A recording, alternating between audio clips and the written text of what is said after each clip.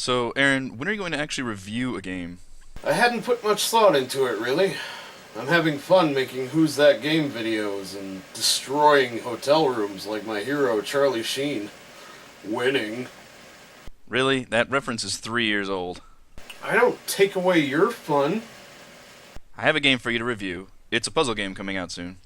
I do enjoy puzzles, but my schedule's kinda full up. You play as a goat. Give me that game, you charlatan! Some of those events may be embellished. Okay, all of them. None of this is true.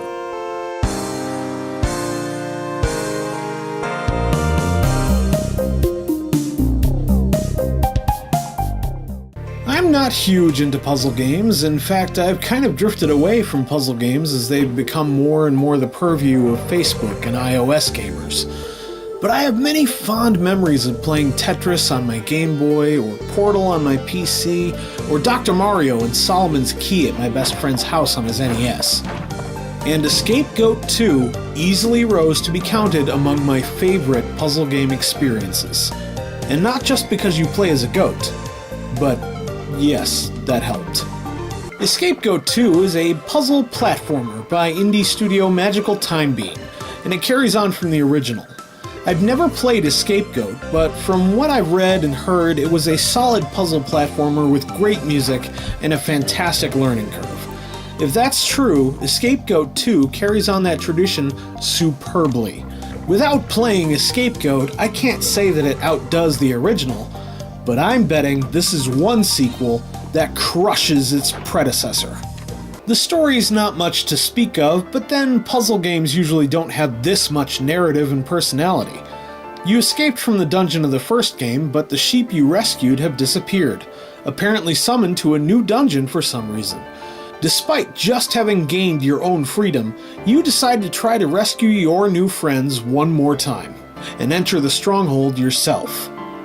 As a narrative framework, it does its job, but the writing in Scapegoat 2 excels in the little touches. Some of the sheep aren't all that pleased with being rescued, and there are ghosts of other animals in the dungeon, and it isn't all that clear whether they want you to succeed or fail. The presentation is fantastic. The 2D tile-based graphics are finely detailed, and there are some great fog and lighting effects. This is a definite upgrade from the original Scapegoat in terms of art style and design. And the sound effects are excellent, matching the action and the overall feel of the game quite nicely. But the thing that really seals the deal for me is the music. Oh, have mercy, the music. I want this soundtrack. Now.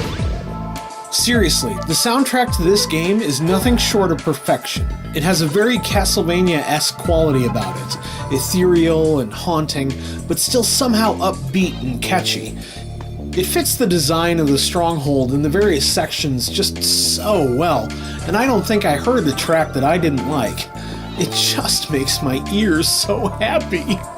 The controls are tight and fluid, whether you use a 360 controller or program your own keys on the keyboard, so you can't blame them when you get killed. And you will get killed. But it's okay because you respawn infinitely and almost instantly, so there's almost no break in the puzzle action.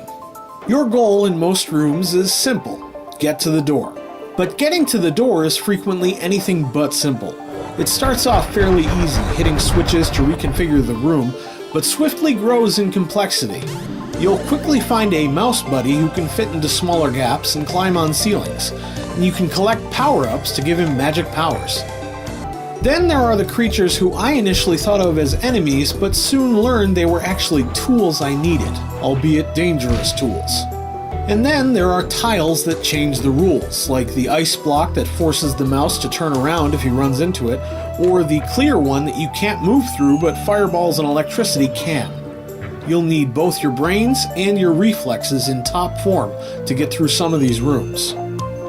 The difficulty curve is absolutely brilliant. Every section of the stronghold introduces 2 or 3 new mechanics, teaches you how they work, and then challenges you to figure out how to make the most of them in increasingly more difficult rooms. The game always started me off easy, giving me confidence, and then steadily upping the difficulty, stumping me a little bit at first and getting more complex, almost to the point of frustration, but never quite getting there. Even the most devious and diabolical of levels, and there were a few, never made me rage quit. At one point, I quit the game because I realized I wouldn't get anywhere with figuring out the room I was stuck on unless I took my mind off it for a bit, which is when I saw the clock and was amazed to learn that I'd been playing for 3 hours straight. Time flies when you're having fun, and the satisfaction of beating some of the more difficult rooms was pretty intoxicating.